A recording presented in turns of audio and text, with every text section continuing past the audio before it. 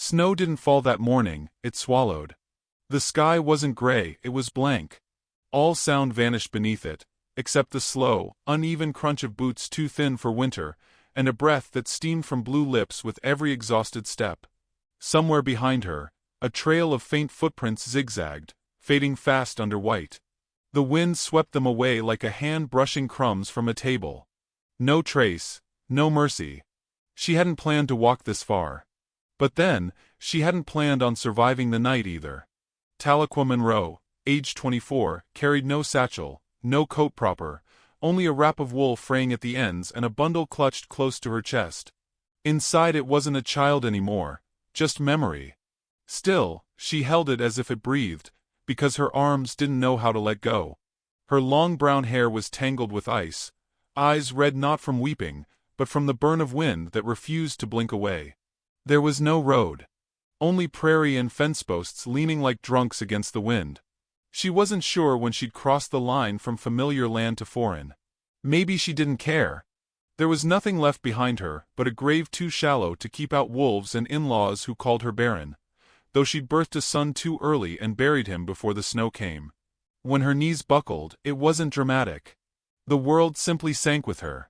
Her body curled against the fence's shadow like some wind-blown leaf. She didn't even close her eyes. Just laid there, until she was no longer sure if the whiteness was sky or her own breath fogging the end. And that might have been the last thing, had he not passed by. Cale 10 Crow, 31, wasn't looking for anything but firewood. The snow had erased the trail of elk, and his horse refused to trudge further, so he walked, bare-chested under a buffalo hide, long black braid tied low, boots crusted in frost, axe slung low across his back. He didn't expect to find a woman kneeling in the snow with a bundle to her chest, eyes open and lost. At first, he thought she was dead. But then her breath clouded once more. He didn't speak. He just knelt beside her, brushing back the matted hair with fingers too calloused to tremble. She flinched, but couldn't move more than that. Her lips cracked as she tried to speak. "I didn't mean to trespass." He didn't answer. Didn't ask where she came from, or why her cheeks bore the slap mark of someone's goodbye. He just lifted her up, cradling her and that bundle like twin broken things. Snow peeled off her dress like petals. She was light, but not weightless. She smelled like grief and winter, sweet and bitter at once. The cabin stood a mile east, hidden by pines like a secret. Inside, the hearth still held warmth, and Cale stoked it without letting go of her. He laid her on a pallet of furs, careful, always, never removing the bundle from her arms. He'd seen death. He knew that sometimes letting go broke a person more than holding on did. The snow hissed against the windows. The fire snapped. For a long while, that was the only sound. She came to slowly, breath hitching like an animal sniffing danger. Her lashes fluttered. Her first words weren't thanks. They were, "Is it morning?" "Near enough," Cale said. His voice was deep, but low as a creek in drought. "You're safe." She blinked at the ceiling. "I don't remember walking here." "You didn't." He offered no name. Neither did she. It was too soon, too fragile. Names were for people who expected to stay. The firelight painted her face gold and soft, but Cale noticed the way her fingers gripped the cloth bundle, still fiercely, as though letting go would let something vanish. He didn't ask. He just poured water from the kettle, steeped a pine needle for tea, and set the cup near her trembling hands. She didn't drink it. "You should eat," he said quietly. "I don't want anything. Even wolves eat when they hurt." Something in her twitched. She turned her face away, toward the logs stacked by the wall. "You a preacher?" "No," he said. "Just someone who knows pain doesn't leave unless you let it sit near fire a while." She didn't speak again. He let silence settle like dust. That night, she didn't sleep, not really. Cale heard her breathing. Thin, quick, afraid. Once, she gasped in her sleep and held the bundle tighter, whispering something too soft to make out. He didn't try to catch the words. He just placed another log on the fire and stayed up till dawn, sitting with his back to the door like a guardian carved in wood. The snow didn't stop the next day. It buried the world in white. The kind of storm that kept men home and horses hidden. Tali stood weakly by the window, arms still full. She didn't meet Cale's eyes when she whispered, "I had a name. Once." His gaze stayed on her, unreadable. "You still do." "I mean, before they said I wasn't a real wife. Before they told me I brought death. Before they left me to bury my son alone." He didn't say anything for a while. Then, "You walked a long way in a storm, carrying someone no one else could see. That makes you more woman than most." She closed her eyes at that. Tears didn't fall. They were gone. She'd used them up months ago. "Why didn't you ask me who I was?" she asked. Cale stood, walked slowly to the hearth, and stirred the coals. "Figured you'd tell me when you were ready. Or not. Fire doesn't ask why you're cold. It just burns." Tali exhaled, a long shudder of air that sounded almost like breaking. She looked down at the bundle in her arms. Then, slowly, like setting down a sacred thing, she placed it on a folded blanket. Her hands hovered a moment too long, shaking, before pulling away. Cale didn't look at it. He just stepped outside to split more wood, leaving the door ajar just enough for her to feel that she was not locked in, not trapped. Free to leave. Or stay. The wind howled past the doorway like some distant beast, and the flakes tumbled against his bare skin. But Cale didn't shiver. He let the storm claw at him, while inside, she moved carefully, touching things without disturbing them, learning the space. There was a cradle in the corner. Empty, handmade, cedar smooth. She glanced at it, then away. By nightfall, she had eaten a small bowl of stew and covered her hair. She even looked him in the eyes when she whispered, "My name is Tahlequah, but folks call me Tali." Cale nodded once. "I'm Cale." They didn't say more than that. But in the space between their names, something settled, like a truce between two wounded wild things too tired to snarl. Outside, the storm pressed against the cabin like a forgotten world. Inside, firelight danced across two silhouettes sitting side by side, not touching, not needing to. They watched the flames and said nothing. But their silence said this much. Neither of them had expected to make it through the storm. And neither of them would be quite the same after it. The snow didn't let up. Not for 3 days. It felt like time had forgotten how to move forward, covering every track, roof, memory. Inside the cabin, it was always dusk. Firelight licked across the log walls, casting soft gold shadows that stretched and shrank with every flicker. The room smelled of pine smoke and stew, of mended things and silence too thick to stir without breaking. Tahlequah Monroe said nothing for 2 days straight. She moved gently, as though her very presence were a trespass. Her fingers cleaned the edge of the stove without sound, folded a spare blanket like it was glass, touched the wooden cradle once before pulling back like it burned. Cale said even less. He was a man of old habits, sharpened axe before dawn, water hauled by midday, elk sinew drying by the fire. He never spoke unless the words were necessary. But his presence filled the room, solid and unbending, like one of the pines out front, scarred by storm and still standing. The only words exchanged between them were short and shallow. "More broth." "I'm fine." "Need anything?" "No." Still, every evening he'd leave the door open just a little, just enough to show her she could walk out if she chose. Just enough to remind her that staying was not something forced. She didn't leave. Not because she trusted him, but because her bones had no more miles left.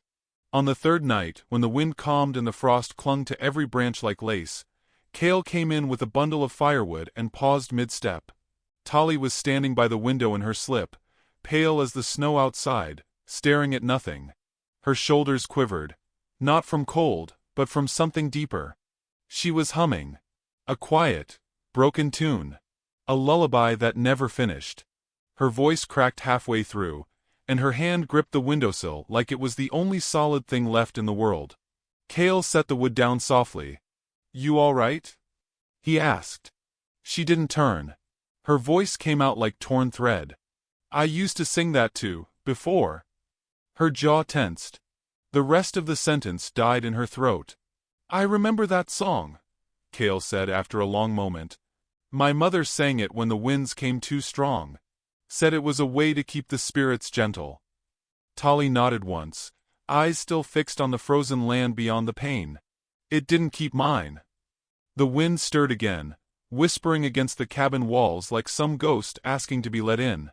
Later that night, she sat at the table, elbows tucked tight, a bowl of stew steaming before her untouched.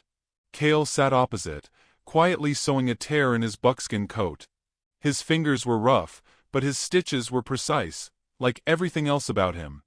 "I had a name," she said softly. Cale didn't look up. "Still do?" "No," she whispered. "Not one I can say anymore. Not without it tasting like failure." His hands paused. She went on, eyes down. "Back in town, they stopped calling me by it. Just said her, or the one with the dead baby, or poor thing, or nothing at all. I forgot how it sounded when someone said it without pity." Cale's needle stilled. He looked at her then. "What name do you want to hear?" She didn't answer. She pushed the bowl away, untouched. He picked it up, placed it near the fire, and said nothing else that night. The next morning, the snow lightened, sky brighter though the cold still gripped everything like a bitter ex-lover refusing to leave.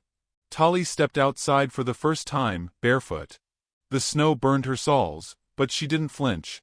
She just stood there, head tilted up toward the pale sky, arms at her sides, as if testing if the world would permit her presence. Cale saw her from the woodpile but didn't interrupt. When she came back in, she said, "You ever been called something you hated?" Cale blew warmth into his hands before answering. "I was born Cale Ten Crow, after my father and the crow that cried the night I came. But folks called me Red Bastard, or Savage, or Thief when I rode into town. Said I should walk behind, not beside." Tali's eyes met his. "Did it ever get easier?" "No," he said. "But I stopped answering."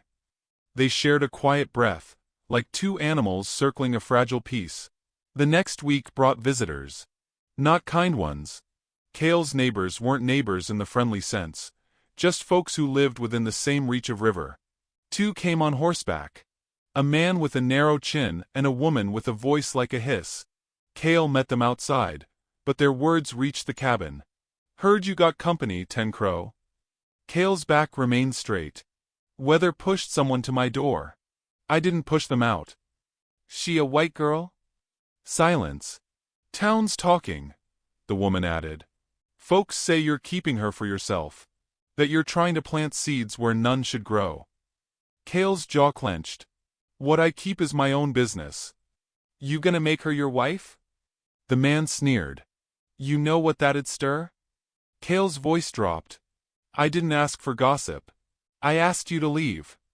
Tali listened from inside, spine pressed to the wall, breath shallow. Her hand gripped the windowsill again, but this time with purpose.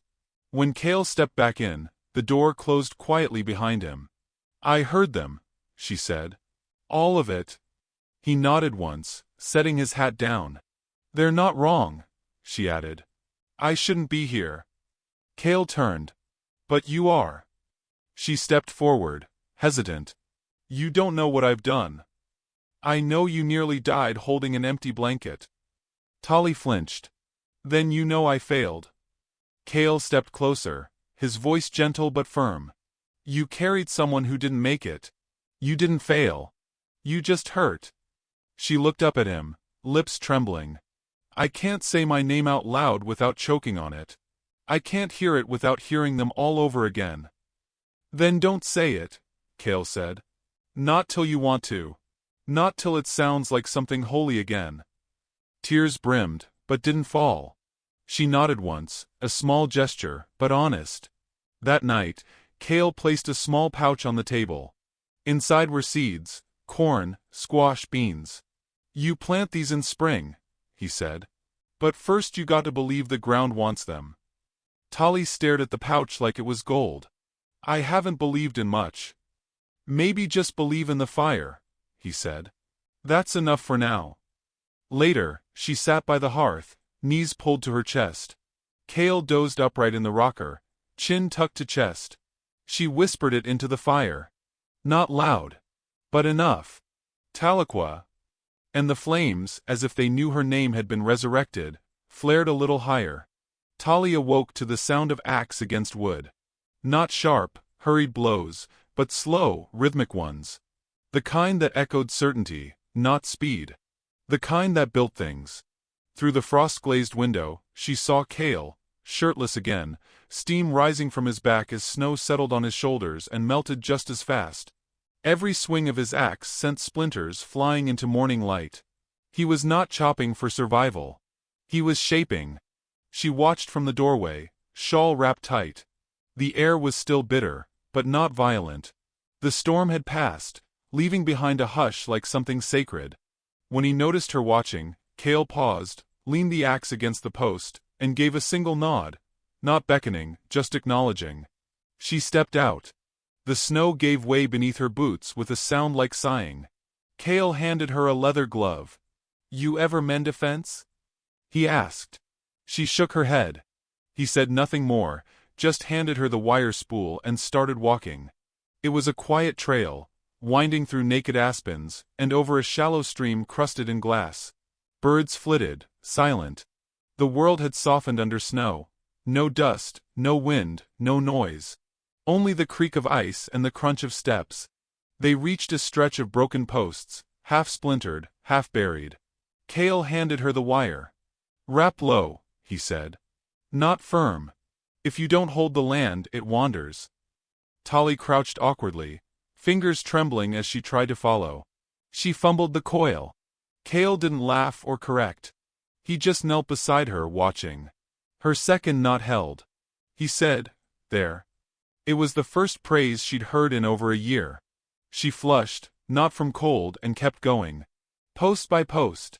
Her muscles ached, but it felt good, like the ache meant something. They worked side by side for hours, barely speaking. Yet she felt more known than she had in any parlor full of talk. Later, when her fingers blistered, he handed her a small salve tin. "My mother made this," he said. "From pine and tallow." She rubbed it on with care. He did not offer to help. She was grateful. That night, she sat near the fire, rolling her shoulders and smiling faintly. Her palms stung, but she didn't complain. Kale poured water into 2 mugs, added willow bark, and sat across from her. The flicker of flame danced between them. "Why mend the fence now?" she asked. He didn't answer right away. Then, "Storms break things. You rebuild before the next." She nodded. The fire snapped. Shadows moved. He leaned forward slightly, arms on his knees. "You afraid of staying?" She looked down. "I'm afraid of needing." Kale didn't flinch. "So was I." She met his eyes. "I came here after my wife died," he said. "Years ago. White woman. Stronger than most men. Gave me a son. He never lived long enough to walk." Tali's breath caught. "I'm sorry." He nodded once. "I built that cradle for him. By hand." Tali's eyes flicked to the corner where the empty cradle rested. Smooth. Perfect. Unused. She whispered. "Mine was buried in a crate." Kale didn't speak. But in the silence, something passed between them. Pain recognized, grief mirrored. Later, she found a small fox kit outside, its leg caught in a trap some poacher had left behind. It whimpered, shivering, formatted. She called for Kale. He came running, eyes scanning. She knelt, lifting the creature gently. "It's bleeding." He crouched, inspected the wound, then nodded. "We can save him." They carried it inside together, laid it by the fire, bandaged the leg. Tali stayed up that night, stroking the kit's fur, humming her unfinished lullaby. Kale watched from the corner. When dawn came, the fox opened its eyes and didn't run. Neither did she. By week's end, she spoke more freely. Not often, but enough. Simple things. "I boiled the beans longer today." "I mended that tear in your sleeve." "I think he should be called Ash." Kale raised a brow. "Ash?" She smiled faintly. He rose from fire. One morning, Kale gashed his palm splitting kindling. The blood beaded quick and deep.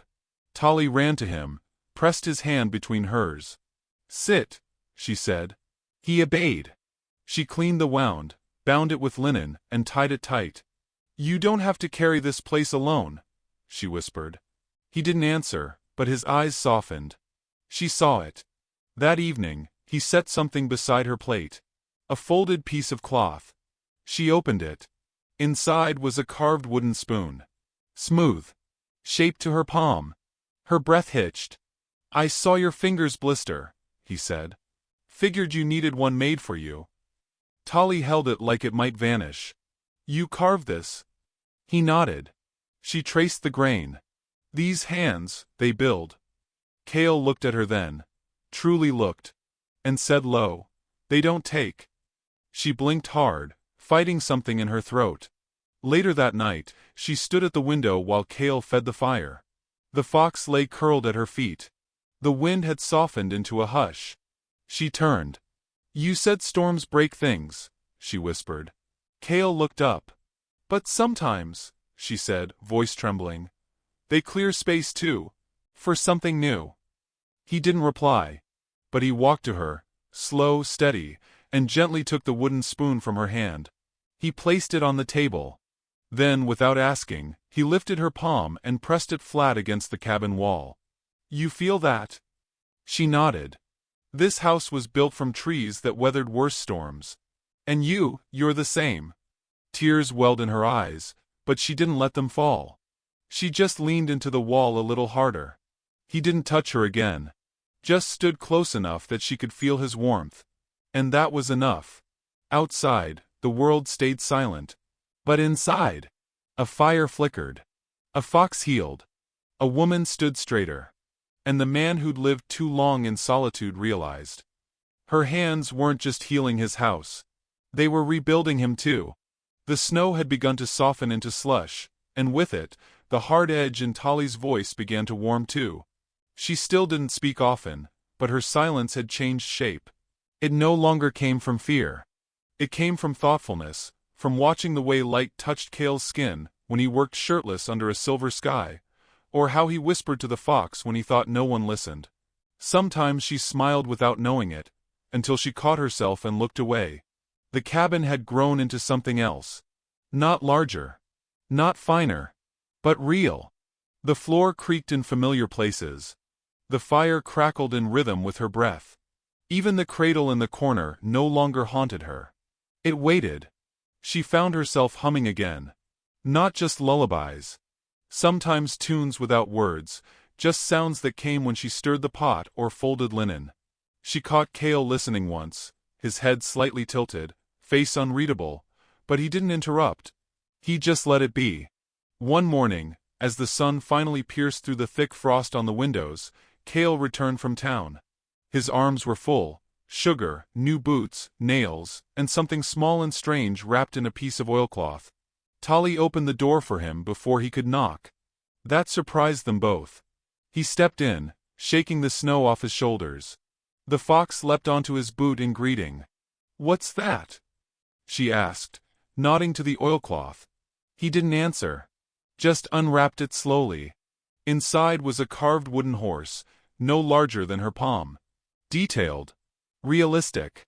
It wore a saddle made from stitched hide, tiny but precise. The eyes were black glass. The belly bore initials. TM. She stared at it, breath caught. "For the cradle," he said simply. Her hands trembled as she took it. "You bought this?" Kale hesitated, then looked at her with something deeper than kindness. "No. I made it." Her heart swelled so suddenly it hurt. "I'm not asking for anything," he added quickly. "I just wanted you to know.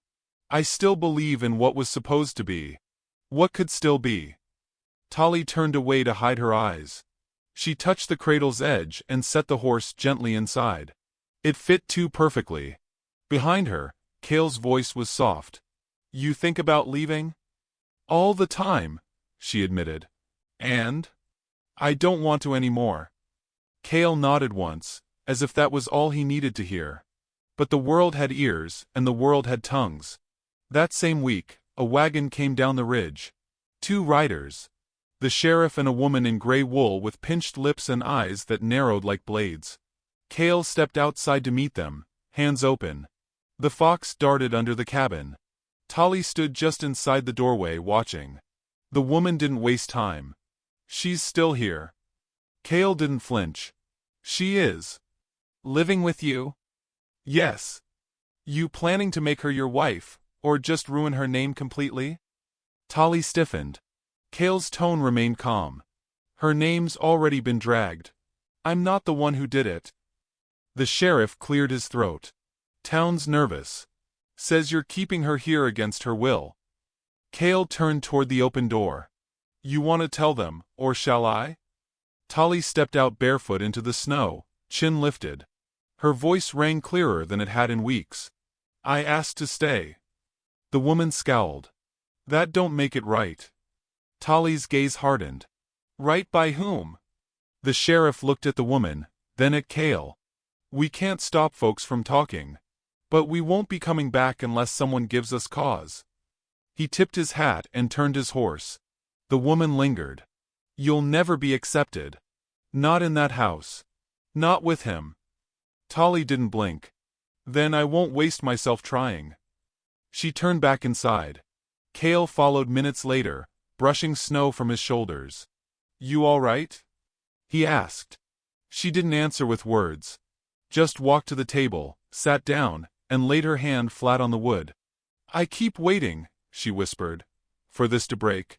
For something to remind me I don't belong. Cale pulled out the chair across from her, slow and steady. What if I said you already do? She looked at him, eyes glassy. Why? Because I've built this home with my hands. And nothing in it stays unless it chooses to. Silence stretched between them, then softened. He slid something across the table. A simple band. Not gold. Not silver. Just carved wood. Sanded smooth. I'm not asking for love, he said. I'm offering place. A name. A place to put your sorrow where it won't rot.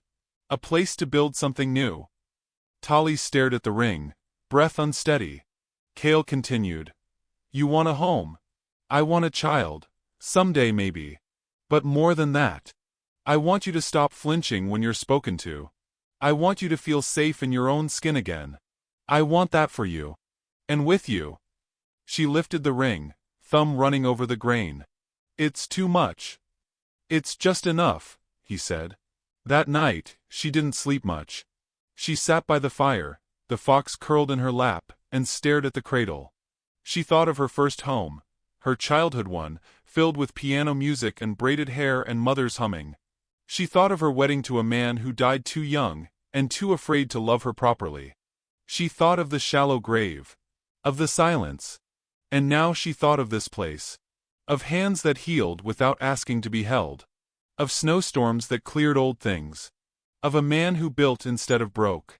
She placed the ring on the table beside her, and stared at it until the light blurred. The next morning, Cale rose before dawn, as always.